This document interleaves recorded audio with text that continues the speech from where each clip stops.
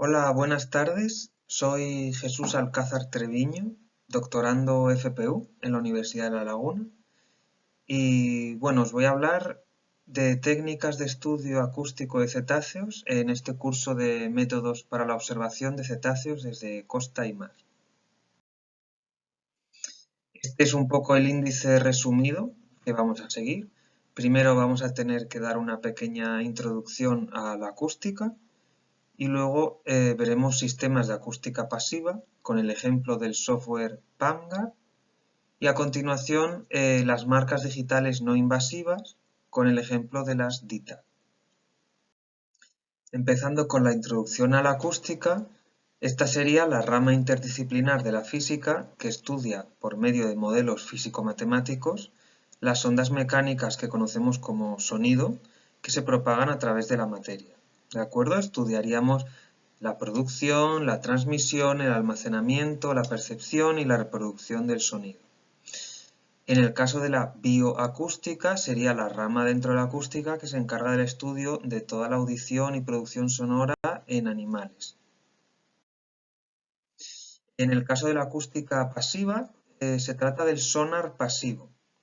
Sería analizar sonidos grabados con hidrófonos en el medio marino, en el caso de la acústica pasiva marina, con fines tanto científicos y divulgativos. Luego veremos más en detalle en qué se diferencia del sonar activo. Se trata de una herramienta emergente no invasiva, de bajo impacto y con multitud de aplicaciones, como vamos a ver en los ejemplos. Bueno, aquí vemos, por ejemplo, la acústica pasiva se puede realizar tanto en el medio aéreo como en el medio acuático. En ella siempre hay un emisor del sonido. El sonido se transmite en forma de onda mecánica por el medio. Tiene que haber un micrófono o un hidrófono, si es en el agua, que registre estos sonidos, que los almacene, y luego tenemos que procesar esas grabaciones y poder representarlas de alguna manera para poder cuantificar o visualizar estos sonidos. En este gráfico de abajo vemos un espectrograma donde tenemos representado el sonido de forma que en el eje de las X en horizontal está el tiempo, en vertical en las Y está la frecuencia en hercios y en la escala de color la intensidad, el nivel del sonido en decibelios. Y vemos aquí cómo este paisaje acústico, pues hay sonidos biológicos de ballenas, de peces, el viento incluso, y luego hay sonidos de origen antrópico como el sonido de barcos. Los conceptos básicos de la acústica que vamos a ver para poder ir entendiendo un poco, tener nociones básicas, sería primero, por supuesto, que es el sonido, la onda longitudinal que se propaga por un medio elástico. ¿De acuerdo? Son oscilaciones de presión o movimiento del propio medio. Y aquí tenemos una imagen para visualizarlo. En la siguiente lo vemos también cómo la partícula oscila, no se desplaza, el desplazamiento neto final es cero. Algunas propiedades de la onda sonora básicas serían la amplitud, que se puede medir, aquí vemos en el oscilograma, que luego explicamos bien lo que es, del cero al pico, del pico al pico o con otras medidas. La frecuencia son los hercios, que es el número de estos ciclos por segundo. El periodo es el inverso de la frecuencia. La longitud de onda es la distancia en metros entre los dos máximos consecutivos de la onda, entre picos. Y la velocidad de propagación es distinta en el aire, donde normalmente es de unos 340 metros por segundo, respecto al agua marina, donde de media es de 1500 metros por segundo. Y hay una ecuación de la onda que pone varias de estas propiedades en común, que sería que la velocidad de propagación es igual a la longitud de onda por la frecuencia. Aquí para que veáis algunos ejemplos, estos son sonidos producidos por distintos cetáceos. Aquí tenemos la ballena azul, que emite llamadas a 20 hercios, la yubarta o ballena jorobada a 500 hercios, el cachalote, que que emite chasquidos de ecolocalización a unos 15 kHz, un cifio de Blainville, que emitiría chasquidos a 38 kHz, y una marsopa común a 124 kHz. Si queremos convertir estas frecuencias en longitudes de onda, con esta ecuación vemos que la longitud de onda en la ballena azul es de 75 metros, 3 metros en la yubarta, 0,1 en el cachalote. Mirad qué pequeños ya al ir aumentando la frecuencia. Luego vamos a retomar esto. En cuanto a más propiedades, la difracción y la reflexión del sonido en el medio. ¿Cómo interactúan los objetos con las ondas sonoras? Pueden ser bien transparentes al sonido, si son más pequeños, veis, de 1/6 de la longitud de la onda. Se da dispersión o difracción cuando el tamaño es similar a la onda. Y hay un buen reflejo cuando el objeto es unas 5 o 10 veces la longitud de la onda. Aquí vemos en estos ejemplos que es similar a lo que ocurre con las ondas de luz. En cuanto a la intensidad del sonido, solemos referirla en decibelios, que es una expresión logarítmica de una potencia con respecto a otra de referencia. Y aquí simplemente quiero que veáis que hay un proceso matemático detrás, por supuesto, pero que podemos definir los decibelios de un sonido que estamos midiendo. Lo podemos calcular, aquí veis, como 20 veces el logaritmo en base 10 de la presión que hemos medido, la presión de esta onda sonora sobre el medio, y una presión de referencia. Ahora vemos estas referencias que son. Y bueno, aquí para un ejemplo de cálculos rápidos, tendríamos que, todo con su demostración matemática, al doblar la presión, el nivel sonoro va a aumentar 6 decibelios, y al doblar la intensidad, que no es lo mismo, el nivel sonoro incrementaría 3 decibelios. Esto es muy importante, lo que hemos comentado, que al dar el nivel sonoro siempre hay que indicar cuál es la presión de referencia, puesto que los decibelios son una medida que hace siempre referencia a una base. Y en el caso de los sonidos grabados en el agua, siempre lo vamos a referir a 1 micropascal. Un ejemplo sería un sonido grabado que tiene un nivel sonoro de 160 decibelios relativo a 1 micropascal. El sonido en el mar se propaga a mayor distancia y de modo que incluso las bajas frecuencias se pueden oír a cientos de kilómetros. Como hemos visto, viaja a mucha más velocidad. Para comparar niveles sonoros en agua y en aire, no vale simplemente con comparar los decibelios, ¿vale? Ya que la referencia en el aire es de 20 micropascales en vez de 1. Entonces vemos aquí que difieren en 62 decibelios, ¿vale? Esto es simplemente para que tengáis una idea de que no es válida la comparativa cuando a veces dicen el nivel de un sonido en el agua y compararlo muchas veces hacen con un avión despegando. Hay que hacer ahí una conversión. Volvemos entonces al sonar pasivo, a la acústica pasiva, en el que hay una fuente de sonido, el transmisor, un medio donde se transmite este sonido y un receptor. Se utiliza ampliamente en la naturaleza con fines, veis ahí, comunicativos, depredadores, antidepredadores y de orientación. Bueno, su ecuación resumida es esta, donde el nivel recibido sería igual al nivel emitido, que se calcula a 1 metro del emisor, menos las pérdidas por transmisión del sonido. La transmisión del sonido produce pérdidas entonces en su nivel. Puede ser por propagación. Vemos aquí en aguas profundas hay transmisión esférica y con una ecuación podemos ver cómo sería la transmisión, la pérdida por transmisión, 20 veces el logaritmo del radio. Y en la transmisión cilíndrica es distinto, es 10 veces. ¿Vale? Esto es simplemente para que os hagáis una idea de las propiedades del sonido y de todos los factores que hay que tener en cuenta al analizar estos datos. Luego otro tipo de pérdida sería por absorción, ¿de acuerdo? Ya que la viscosidad del agua marina convierte parte del movimiento de las partículas de la onda sonora en calor y ahí se está perdiendo entonces energía. Hay coeficiente de absorción que son decibelios que se pierden por cada kilómetro recorrido.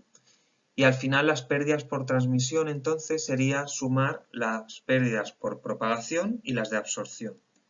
Aquí es importante resaltar que las pérdidas por absorción son las únicas que son dependientes de la frecuencia que tenga la onda sonora.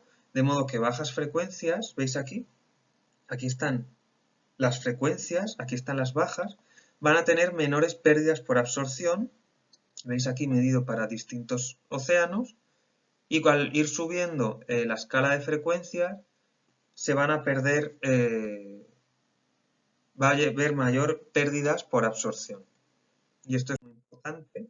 Volvemos aquí a nuestros cetáceos. Vamos a ver entonces, tenemos aquí dos misticetos, dos ballenas, y tres odontocetos, tres cetáceos con dientes. Los sonidos tienen una funcionalidad en estos animales, por supuesto, y tendríamos que ver. Las que tienen baja frecuencia hemos quedado en que van a sufrir menos pérdidas por absorción, por tanto van a viajar mucho más lejos.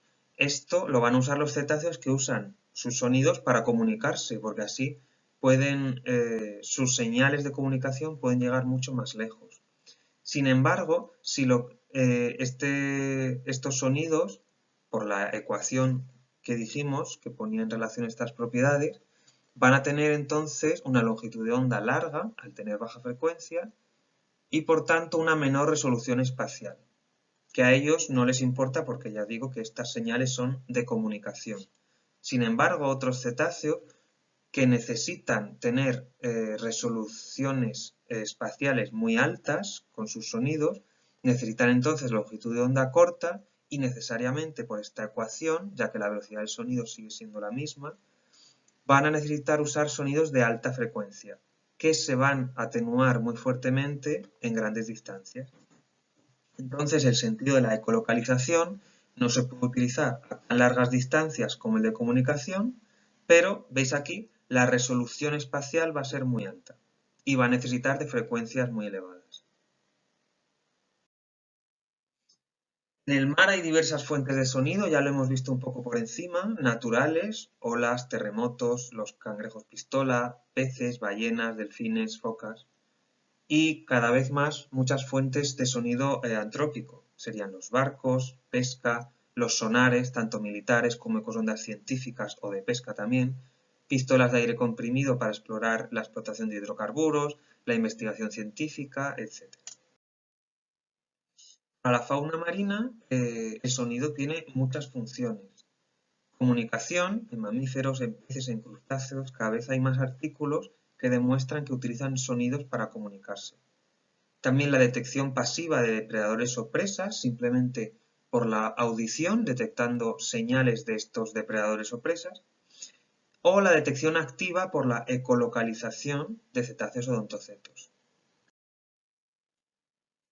También sirve para orientarse. Se ha visto que larvas pelágicas de peces demersales y crustáceos, por ejemplo de arrecifes, utilizan el sonido ambiental para identificar los hábitats adecuados para asentarse o hacia los que dirigirse. Bueno, ya dijimos que en el medio aéreo utilizamos micrófonos, pero para el agua usamos hidrófonos para grabar los sonidos. Un hidrófono sería un transductor de presión de las ondas sonoras a voltaje, a partir de una cerámica piezoeléctrica, se denomina, y va a condicionar los resultados el tipo de hidrófono que usemos. Y no hay uno ideal, simplemente depende de nuestro objetivo, del medio de estudio y por supuesto de los sonidos que queramos grabar. Pueden ser, ¿veis? Distintos sensores, se pueden colocar en boyas, pueden estar a la deriva, se pueden colocar varios haciendo lo que se denomina un array.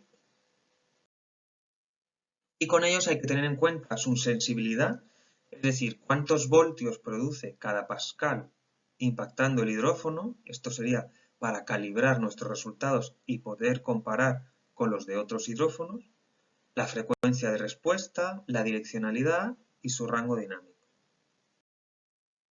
Aquí os pongo dos ejemplos, las soundtraps se denominan, y las DITA, que son las marcas de adherencia que tienen hidrófonos. Luego vamos a entrar en detalle de estos, pero para que veáis los ejemplos, aquí en la universidad, en el grupo de investigación de cetáceos, contamos con una soundtrack de un solo canal y también con soundtrack que se le pueden acoplar hasta 4 canales para triangular y hacer localización acústica en 3D. Y aquí nos veis en el hierro preparando el hidrófono con unos cicios de Cuvier. Y las ditas, luego las voy a explicar, se colocan con ventosas en los cetáceos y toman un número de datos que ya os digo que vamos a ver en más detalle. Una vez que hemos conseguido grabar, tenemos nuestras grabaciones, nuestro sonido registrado, tenemos que procesarlas para poder interpretar y analizar. Para representar el sonido tenemos varias maneras. Un oscilograma sería representar la amplitud respecto al tiempo. Esto sería dibujar la onda sonora, que vemos aquí un ejemplo. También se puede hacer un espectro de frecuencias, donde veríamos la amplitud respecto a cada frecuencia. Un espectrograma que se puede realizar de varias maneras, y ahora os explico, donde se vería la frecuencia respecto al tiempo. Vemos los tres para el mismo sonido. En los espectrogramas lo más típico es hacer transformaciones. La transformada de Fourier, que aquí veis una pequeña animación, es un poco complejo de entender, pero no hace falta que entremos en detalle. Lo que hace es dividir la onda en pequeños fragmentos, en ventanas, y computa las ondas sinusoidales individuales que conforman la onda total, la más compleja dentro de esa ventana.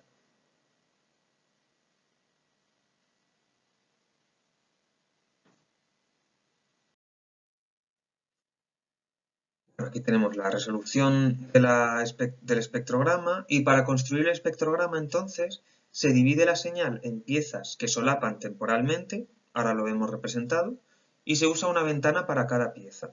Se computa esta transformación, la que nos interese, puede ser la rápida de Fourier o la de Wigner, a cada una de estas ventanas, de estas piezas. Y se representa la magnitud de esta transformación en una escala de color, ¿vale? Siendo el azul con la menor intensidad, el menor nivel sonoro, y el rojo el mayor. Y se hace una gráfica unificando estas bandas. Vemos aquí, esto sería el oscilograma, las ventanas que solapan temporalmente, extraemos la magnitud para cada frecuencia a una escala de color y lo apilamos en un espectrograma que tendríamos aquí, con una transformada de Fourier en este caso.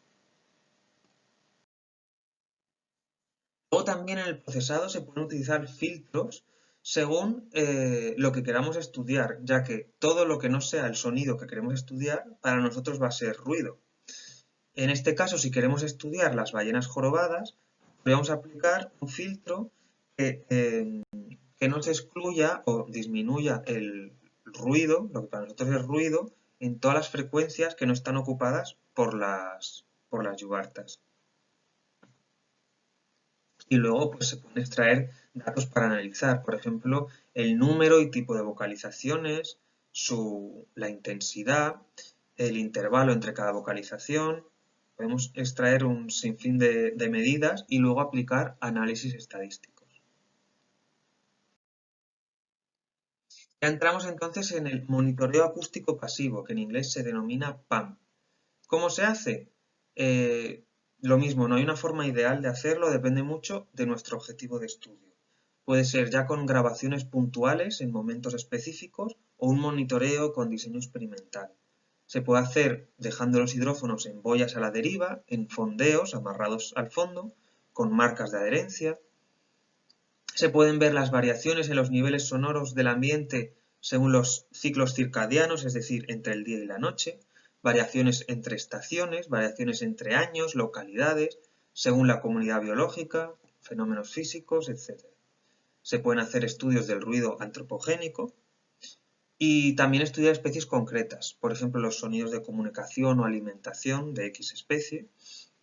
Y para eso tenemos que tener la capacidad de discriminar entre los sonidos de estas especies. Vamos a entrar entonces con el primer ejemplo, con el PAMGAR. Es un programa de software libre, tenéis aquí la dirección, Tiene varios módulos disponibles, un mapa, un detector de chasquidos de colocalización, un detector de silbidos de comunicación, un espectrograma. Tiene actualizaciones periódicas, o sea, está en continua revisión, y un foro de Facebook que está bastante bien. El único problema es que hay que tener cierto conocimiento previo para configurar sobre todo los detectores de chasquidos o de silbidos, pero en muchos casos están incluso disponibles libremente en Internet. Vamos a ver un poco cómo podríamos utilizar este programa, aunque ya os digo, en la web lo podéis descargar y hay un tutorial que podéis seguir para practicar. Ellos mismos os dejan ahí grabaciones para practicar. Y entonces lo que vamos a hacer ahora es ver algunos consejos y un poquito la secuencia que habría que seguir. Y bueno, si os apetece probar y tenéis alguna duda, luego os dejo mi correo y lo podemos ver. Bueno, esto para que veáis los módulos, distintos módulos que tiene. Eh, Puede tener espectrograma y detector de silbidos, podemos programar un detector de chasquidos, incluso un localizador en 3D si tenemos varios hidrófonos. Luego lo vemos. Lo primero de todo que os voy a recomendar es que os descarguéis la versión beta, ¿vale? Dentro de la web, no la estándar, sino la versión beta. Y tendréis 3 accesos directos a Pangar. El Pangar beta, un modo mixto y un modo viewer, se denomina. Siempre para configurar el muestreo acústico, cómo va a ser el análisis y poner a funcionar el análisis, abriremos el Pangar beta. Una vez que haya terminado, lo guardamos, lo cerramos y para ver las detecciones usaremos el modo viewer. ¿De acuerdo? Vale, vamos a ver ahora entonces un poquito las distintas opciones que tiene. Esto sería un ejemplo en un estudio que luego os comento que se hizo aquí en Canarias, en El Hierro, con Patricia. Y veis que ya está un poco montado. Ahora vamos a ver las distintas opciones que nos ofrece. Y aquí pues estamos en un detector que se hizo para cifios. Y tendríamos aquí está el visor de las detecciones, los chasquidos. Y debajo tendríamos cómo van a ser las ondas sonoras, el espectro. Y bueno, aquí es cuando el umbral para la detección. Si vemos en File, vemos todas las opciones que tenemos y en concreto nos interesa añadir módulos. Añadir módulos como los detectores. ¿Veis? Aquí tenemos detector de clics, detector de silbidos, muchos detectores. Ya os digo que esto en muchos casos está en la web, hay detectores y muchos están continuamente en desarrollo de diversos investigadores e instituciones para ver cuál es el que mejor se adapta a cada especie y cada circunstancia. Entonces, con esto realmente, con una misma grabación podéis probar, esto se hace mucho, configurar distintos detectores y ir probando con cuál se detecta mejor. Luego en los settings pues, podemos configurar el array, esto era cuando teníamos varios hidrófonos, el GPS para el mapa, cuál es de dónde, aquí es en el Sound Acquisition tenéis que especificar de dónde vais a sacar el sonido porque se puede hacer a tiempo real, pero nosotros lo solemos hacer con grabaciones que tenemos guardadas en discos externos y configurar el detector de chasquidos. Aquí configuraríamos el detector de chasquidos y las ventanas que lo muestran. Y esto, bueno, para que veáis el mapa que se puede configurar también si se han tomado datos de GPS. Entonces, lo primero que tenemos que hacer antes de realizar cualquier detección, hemos preparado cómo están colocados los hidrófonos, hemos dicho ya cuáles son los detectores que necesitamos, los hemos preparado, pero antes de pasar el sensor, el muestreo, tenemos siempre que, por supuesto, guardar la configuración y luego preparar una base de datos para nuestras detecciones. Haríamos una base de datos por cada muestreo, ¿de acuerdo? Porque si todo lo llevamos siempre a la misma base de datos, puede liarse bastante al final y ser muy confuso. Entonces tenemos que hacer dos bases de datos, ¿de acuerdo? Aquí vemos en esta opción, en el database selection y luego en binario, ¿de acuerdo? Aquí hacemos la database selection y creamos la base de datos en SQLite. Y luego haríamos una en binario, ¿de acuerdo? Le ponemos el nombre que queramos. Mejor si siempre las carpetas están juntas con las grabaciones que vamos a analizar. Y ya, una vez preparado eso y con los detectores y todo preparado, le damos al botón rojo aquí y empezarían a correr las detecciones. Ahí dejamos, el ordenador estará en ello, depende de la longitud de la grabación, pues tardará más o menos. Y una vez que termine, que nos avise que ha terminado, simplemente salimos de este programa, ¿vale? Y pasaríamos a abrir el viewer que hemos comentado antes. Con este ejemplo nuestro, bueno, aquí hay trucos que hay que tener siempre en cuenta, como muchas veces al abrirlo por primera vez no están marcados aquí los tics de las detecciones que queremos ver, eso causa mucha frustración, pues aquí lo tenemos que marcar. Y muchas veces el display, que es aquí donde se muestran las detecciones, los posibles chasquidos, pues lo tenemos que poner según la amplitud. ¿De acuerdo? Él habrá hecho una detección, lo que según nuestros parámetros el programa considera que es un chasquido, y nosotros tendremos que ir manualmente comprobando que está todo bien según las pantallas de abajo, ¿vale? Donde vemos el oscilograma, el espectro de frecuencias y un espectrograma. Todo esto lo comparamos con referencias bibliográficas donde estén descritos los sonidos de cada especie y podemos ver si son sonidos antrópicos o si son artefactos de la grabación. Pues a veces si hay un mosquetón, por ejemplo, sujetando el cabo o el hidrófono, da golpes y esos golpes metálicos producen lo que el sistema este considera chasquidos y no lo son.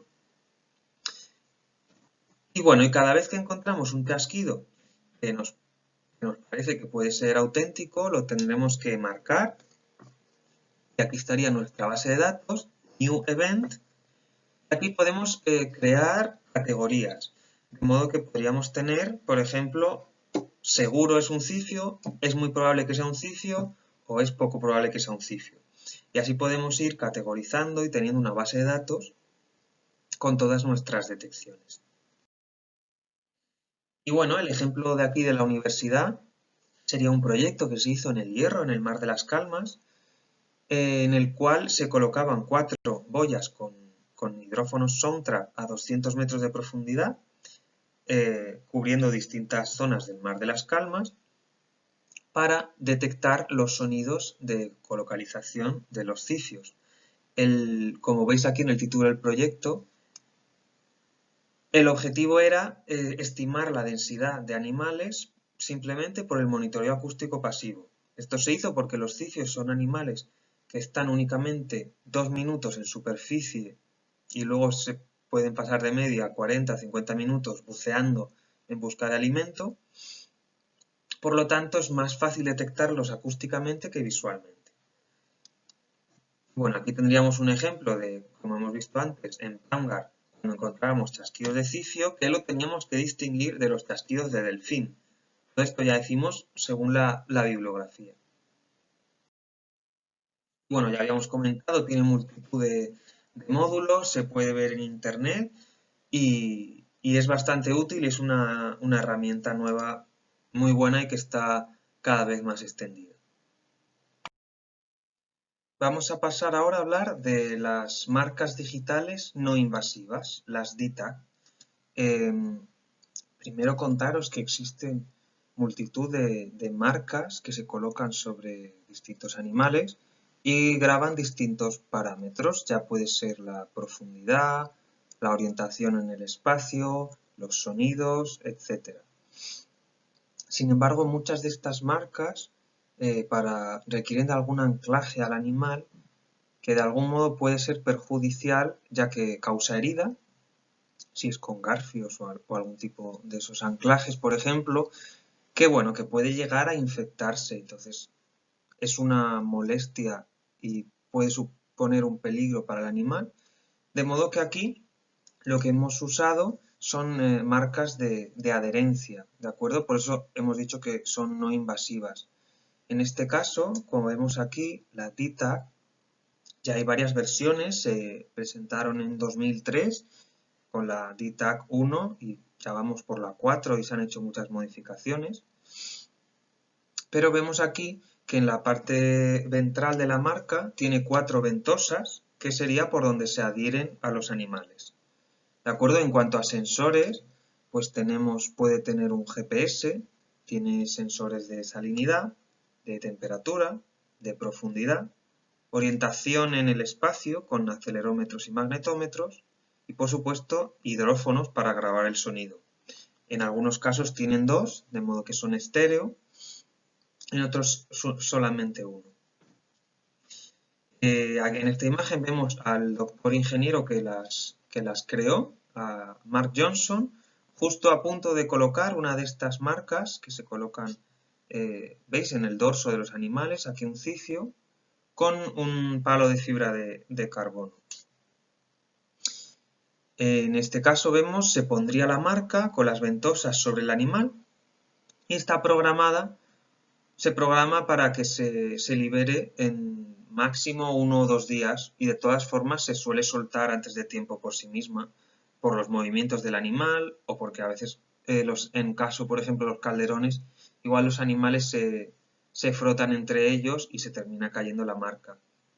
Una vez que se cae, porque toda la información la almacena internamente en la memoria, vemos aquí que tiene una antena, tiene la flotabilidad desarrollada y pensada de tal modo que la antena va a sobresalir por la superficie del agua. Esta antena está emitiendo en radio VHF y nosotros con un receptor de radio podemos detectar los pulsos de esta antena y salir al mar a recuperar la marca y conseguir todos los datos y poder reutilizarla. Con estas marcas solo os pongo algún ejemplo porque desde el año 2003, ya os digo, se han descubierto un montón de características bueno, en concreto de los cicios aquí en Canarias, sus capacidades de buceo. No sé si sabéis que son los cetáceos que pueden bucear o que por ahora se ha visto más profundo y durante más tiempo, que como los demás odontocetos ecolocalizan para detectar sus presas. Y bueno, y también se ha visto con los calderones de aquí del sur de Tenerife, se han hecho estudios con estas DTAG y se vio por primera vez que realizan sprints a veces para capturar presas, por lo que se les dio esta denominación de guepardos de las profundidades. Y bueno, y vemos que siguen saliendo estudios respecto a las DTAG, o sea que son un elemento muy útil para conseguir datos muy complicados y muy valiosos. Sobre todo, puesto punto de mira luego en conocer a los animales para poder aplicar medidas de conservación acorde a su biología, a su comportamiento y su distribución. ¿Vale? En el caso de las DTAG, el software que nosotros utilizamos se denomina MATLAB. El principal inconveniente es que es un software de pago. Permite una personalización absoluta del análisis, tiene foros en Internet muy buenos y hay herramientas específicas para analizar los archivos de las DTAG, que estas herramientas sí son libres. Están aquí en la web de las DTAG y lo único que sí que el programa es de pago. También es importante reconocer que hay que tener conocimientos previos de programación o irlos adquiriendo con mucha paciencia, ya que lo normal es que haya que crear códigos propios específicos para el análisis que queramos hacer en concreto. Y ahora os voy a enseñar un ejemplo de cómo analizaríamos un evento de marcaje, aquí por ejemplo, sobre un cicio, con la DTAG Toolbox. Si hemos puesto una marca, lo primero que haríamos sería extraer los datos de los sensores, de profundidad, de temperatura, de orientación, etc. Y luego podríamos buscar en los buceos profundos, que lo sabemos pues, por el sensor de profundidad, los momentos en los que los animales usan la ecolocalización para buscar presas. Usaríamos la herramienta que se denomina Tag Audit, lo que comúnmente se dice auditar una grabación, Y vemos aquí que esa herramienta despliega un gráfico de 3 paneles. En el superior está la amplitud, entonces es un oscilograma. En el inferior tenemos la profundidad.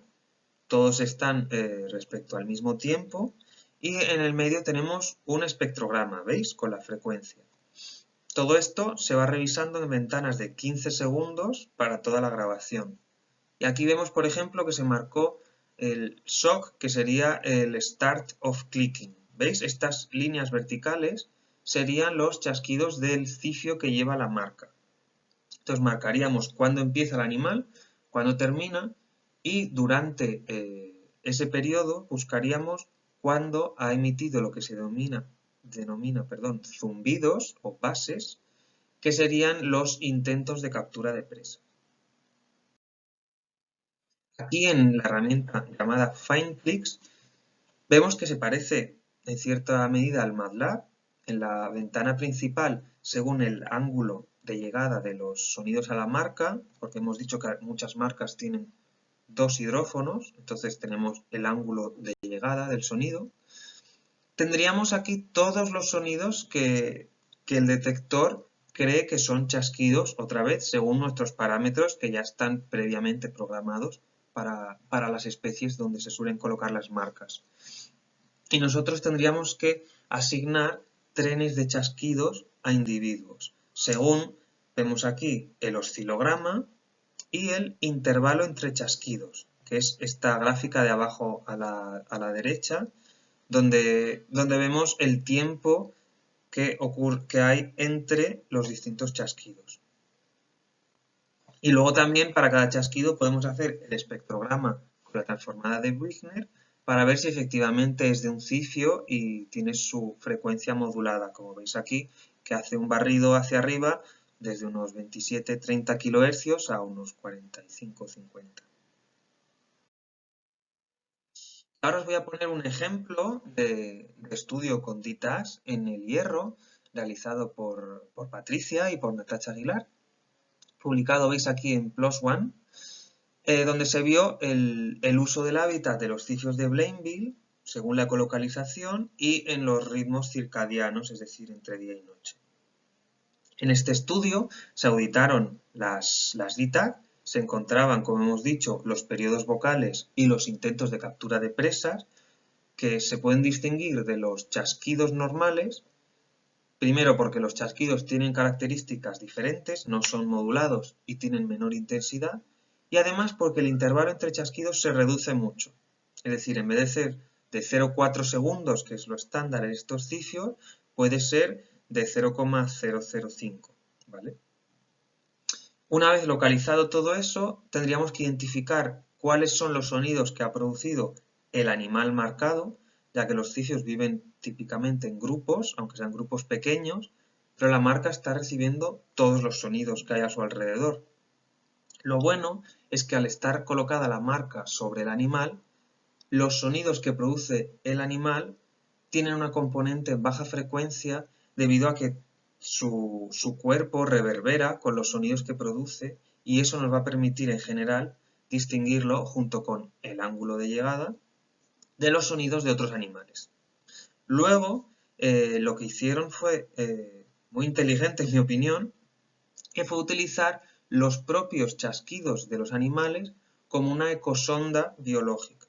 Esto os voy a explicar lo que quiere decir. Si colocamos, vemos aquí en la gráfica una ilustración de un cifio y cada chasquido, lo vemos aquí apilado en vertical, y en horizontal tendríamos segmentos de sonido en los que, de más o menos la misma longitud temporal que el chasquido, en los que analizamos la intensidad, ¿vale? El nivel recibido de estos sonidos. Y podemos ver cómo hay aquí unas líneas muy fuertes que no son otra cosa que el fondo marino. ¿De acuerdo? Esto es el rebote, el reflejo de los chasquidos del cifio sobre el fondo marino. ¿Vale? Y si estimamos, podemos estimar la distancia, ya que aquí lo que tenemos es el tiempo. Teniendo en cuenta el tiempo que ha tardado entonces el chasquido en ir al fondo y regresar, rebotar hasta el cifio, es decir, el tiempo lo tenemos que dividir entre 2, tendríamos x segundos, lo multiplicamos por la velocidad del sonido, que son típicamente 1500 metros por segundo, se nos irían los segundos, y nos quedaríamos con metros, con distancia del cifio al rebote, en este caso al fondo marino.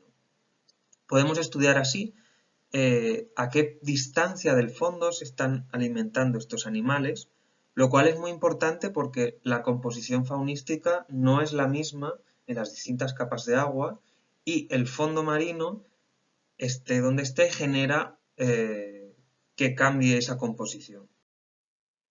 Aquí vemos en el primer gráfico pues, todas las inmersiones profundas de alimentación del cifio marcado, y en los gráficos de abajo lo que veríamos sería en el gris más resaltado el periodo vocal del animal, toda la parte de la inmersión profunda donde ha estado emitiendo chasquidos de ecolocalización para detectar posibles presas, los zumbidos que hemos dicho que se denominaban passes en inglés, resaltados en colores rojos, son los intentos de captura de presas, y luego tenemos en negro las detecciones del fondo marino. Y lo que descubrieron con este estudio es que los cifios del hierro muchas veces en sus inmersiones van siguiendo la pendiente de la isla al ir a cazar. De forma que a veces se alimentan muy cerca del fondo y luego en cuanto se separan ya estarían comiendo en aguas mesopelágicas, que quiere decir que están lejos del fondo y a una profundidad entre 200 y 1000 metros o incluso más. Y bueno, eso era lo que os quería comentar, la introducción, que espero que os haya quedado más o menos claro.